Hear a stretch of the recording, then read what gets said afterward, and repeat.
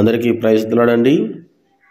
ప్రియ సహోదరుడా సహోదరి, సంఘ ప్రార్థనలో భాగంగా మనము ప్రార్థన చేసే ముందుగా దేవుని వాక్యములో కొన్ని వాక్యములను చూచుకుందాం. రండి. అపోస్తలుడైన పౌలు కొలస్సీలకు రాసిన పత్రిక, అపోస్తలుడైన పౌలు కొలస్సీలకు రాసిన పత్రిక 4వ అధ్యాయం 2వ వచనాన్ని చదువుకుందాం. 4వ అధ్యాయం 2వ వచనాన్ని చదువుకుందాం. ప్రార్థన యందు నిలకడగా ఉండి కృతజ్ఞత గలవారై దాని యందు మెలకుగా ఉండుడి. మరొకసారి చదువుకుందామండి. ప్రార్థన యందు నిలకడగా ఉండి కృతజ్ఞత గలవారై దాని యందు మెలకుగా ఉండుడి. సహోదరుడా సహోదరి, ఈ సమయం వేరే దేవుడు మనతో మాట్లాడుతూ ఉంటున్నాడు. ఏమై ఉండాలని దేవుడు మనతో చెప్తున్నాడంటే, ప్రార్థన చేసే విధానంలో ఏముండాలంట? నిలకడ అనేది అవసరం. తర్వాత ఏమి ఉండాలంట? కృతజ్ఞత గలవారై ఉండాలా. ఆ తర్వాత ఏమై ఉండాలంట? మెలకువతో ఉండాలి.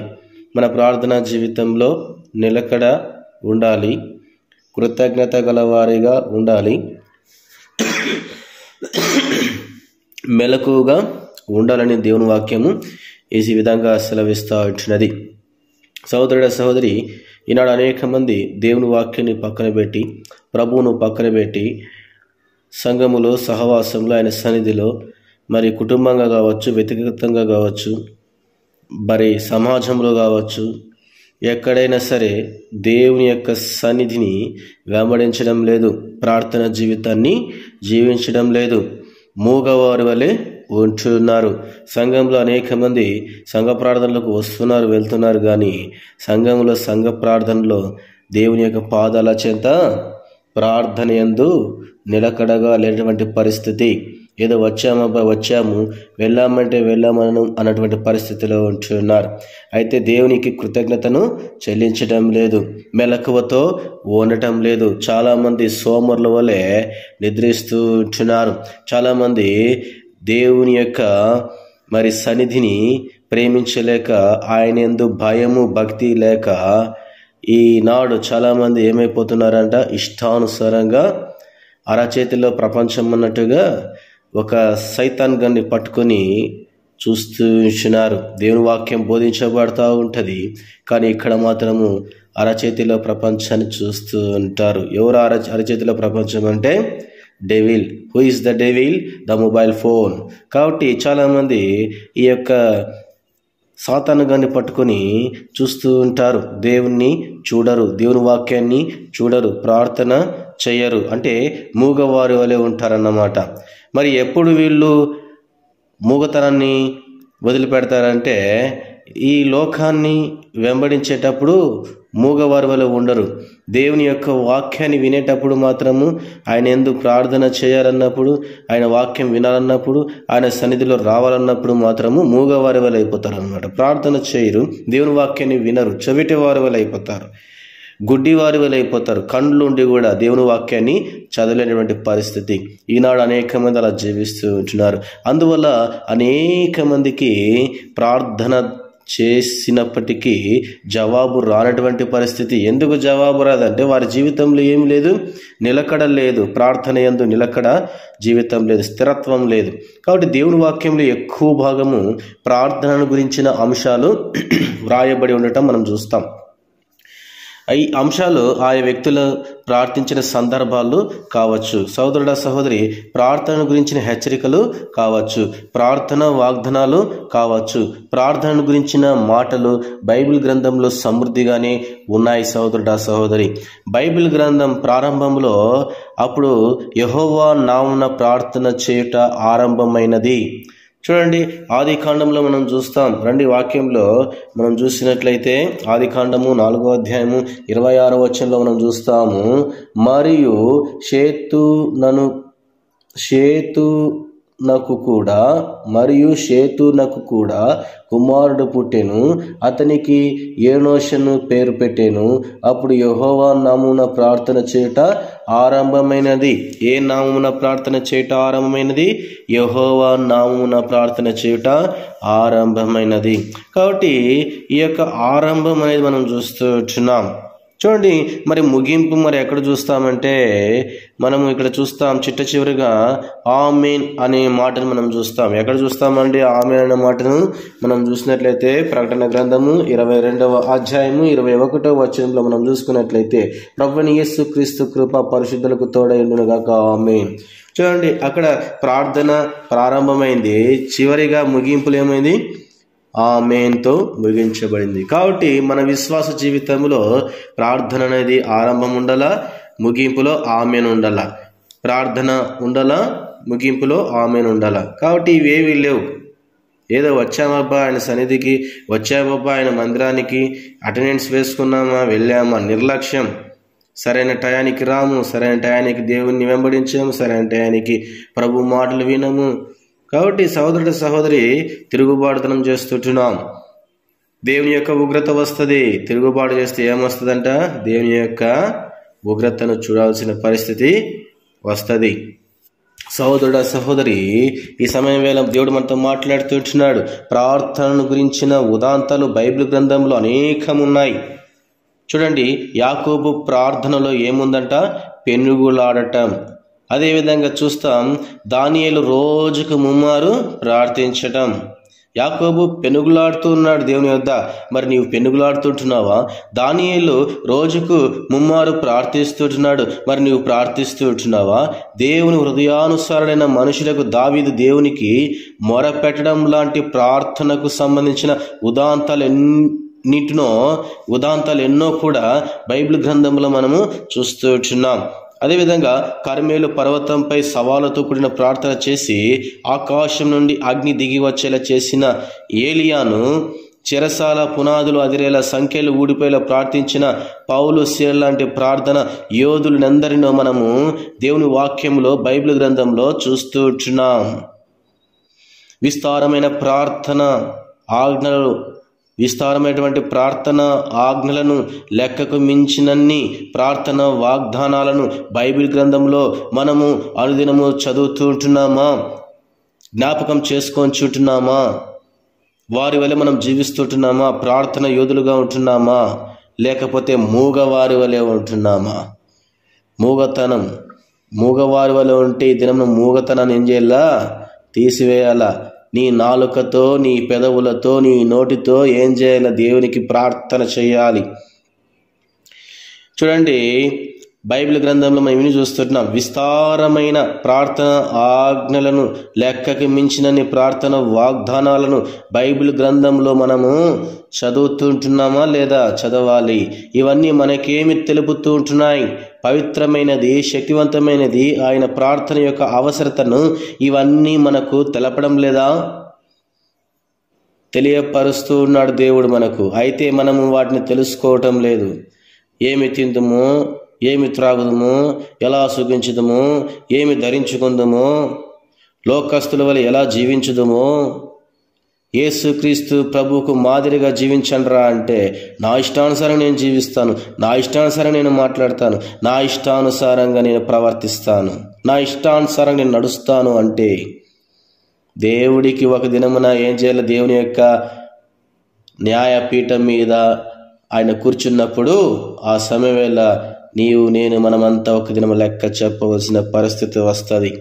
కాబట్టి మన జీవితాలకు ఏ అంశాలు అవసరమో, ఏ అంశాలను దేవుడు బైబిల్ గ్రంథంలో ప్రాముఖ్యమైనటువంటి అంశాలు రాయించాడు, బైబిల్ గ్రంథంలో ఏ విషయాలను దేవుడు ప్రాముఖ్యమైనవిగా పేర్కొన్నాడో వాటిని మన జీవితాల్లో మనం అనుసరించాలని ఆయన వాటిని అందులో రాయించినాడు. దేవుడు నీ కొరకు, నా కొరకు ఇలాంటి దేవుని యొక్క వాక్యమును మనకు రాయించినాడు. ప్రార్థన ఎలా చేయాలో, ప్రార్థన చేసినటువంటి వారు ఎలా చేశారు, దానివల్ల ఎన్ని గొప్ప విజయాలు సాధించారు అనే గూఢమైనటువంటి విషయాలు దేవుడు మనకు బైబిల్ గ్రంథం ద్వారా తెలియపరుస్తూ ఉంటున్నాడు.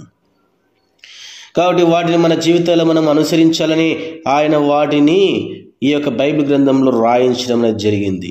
ఆయన బైబిల్ గ్రంథంలో ప్రార్థన గురించి ఎక్కువగా పేర్కొన్నాడు. ఎందుకంటే దాని అవసరత మనకు ఎక్కువగా ఉంది కనుక. ప్రార్థన లేనివాడు క్రీస్తు లేనివాడు, ప్రార్థన చేయనివాడు యేసుక్రీస్తు ప్రభును ఎరగనట్టే. కాబట్టి సాతాను సంబంధం వల్ల జీవిస్తున్నావా, లేకపోతే దైవత్వం వల్లే దేవుని యొక్క సారూప్యాన్ని పొందుకొని జీవిస్తుంటున్నావా? ఆయన స్వరూప్యంలో జీవిస్తుంటున్నావా, లేకపోతే సాతాను కుతంత్రములతో జీవిస్తుంటున్నావా? చూడండి, దేవుడు మనతో మాట్లాడుతున్నాడు. ఈ లోకములో మనం జీవించినంత కాలం ఏవేవో అవసరతలు మనకు ముందుకు వస్తూ ఉంటాయి. ఎన్నో అవసరతలు వస్తాయి. వాటన్నిటి కోసం మనం ప్రార్థించాలి. నీకు ఎలాంటి అవసరతలు లేవా? అన్ని విషయాలను నేను సమృద్ధిగా ఉన్నానని నీవు అనుకొనుచు ఉంటున్నావా? అలాగైతే నీ దారిద్ర్యం సంగతి నీకు తెలియదని నేను అనుకుంటున్నాను. దేవుడు చెప్తాడు, నీకేమవసరం అని తెలుసు, నాకు అన్నీ తెలిసి, నాకు అన్నీ వచ్చలేను అనుకుంటున్నాయేమో కానీ నీకేమీ తెలియదు అంటాడు దేవుడు. నీకేమీ తెలియదు, జీవిస్తున్నావు అంతే. లోకంలో జీవిస్తున్నావు, బ్రతుకుతున్నావు, ఊపిరి పీల్చుకుంటున్నావు, ఊపిరి వదులుతున్నావు, ఆహారం తింటున్నావు, పడుకుంటున్నావు, తింటున్నావు, లేస్తున్నావు, పరిగెత్తుతున్నావు, సుఖభోగాలతో జీవిస్తుంటున్నావు. దేవుణ్ణి ప్రేమించాలి. దేవుడు ప్రేమించమంటున్నాడు. చూడండి సహోదరుడా, సహోదరి, దేవుడు మనతో మాట్లాడుతూ ఉంటున్నాడు. నీ దారిద్ర్యం సంగతి నీకు తెలియదని నేను అనుకుంటున్నాను. ఆ దారిద్ర్యాన్ని బట్టి నీవు దేవుణ్ణి సమీపించలేకున్నావు. దేవుణ్ణి సమీపస్తులుగా కాలేకపోతుంటున్నావు, సమీపస్తురాలుగా కాలేకపోతుంటున్నావు. సహోదరుడా, సహోదరి, దానిని బట్టి నీవు దేవుణ్ణి ప్రార్థించలేకున్నావు. దేన్ని బట్టి అంట? లోక సంబంధమైనటువంటి శరీరాశలను బట్టి, శరీరేచ్ఛలను బట్టి ప్రార్థన నిర్లక్ష్యం చేసి మూగవాడి వలె వచ్చి పోతున్నావు కానీ సంఘంలో, సహవాసంలో ప్రార్థన మాత్రము చేయటం లేదు. దానిని బట్టి నీవు దేవుణ్ణి ప్రార్థించలేకున్నావు. తెలుసా, నీ దయనీయమైన స్థితిని దేవుని కృప నీకు స్పష్టంగా చూపించునుగాక. ఈ సమయంలో దేవుడు నీకు చూపించాలని ప్రభువు నిన్ను ప్రేమతో పిలుస్తూ ఉంటున్నాడు. ఈ సమయం వేళ ఇక్కడి నుంచైనా దేవా నన్ను క్షమించు నాయనా, నేను ప్రార్థన చేస్తాను, నా నోటితో నీకు చక్కగా ప్రార్థన చేస్తాను, నా స్వరము నీ కొరకే, నా బలము నీ కొరకే, నా ధనము, నా ఘనము, నా ఐశ్వర్యం మొత్తం నీ కొరకే. ఎందుకంటే ఇవన్నీ ఇచ్చింది ఎవరు? యేసుక్రీస్తు ప్రభువే కదా, దేవుడే కదా నీకు ఇవన్నీ ఇచ్చిండేది.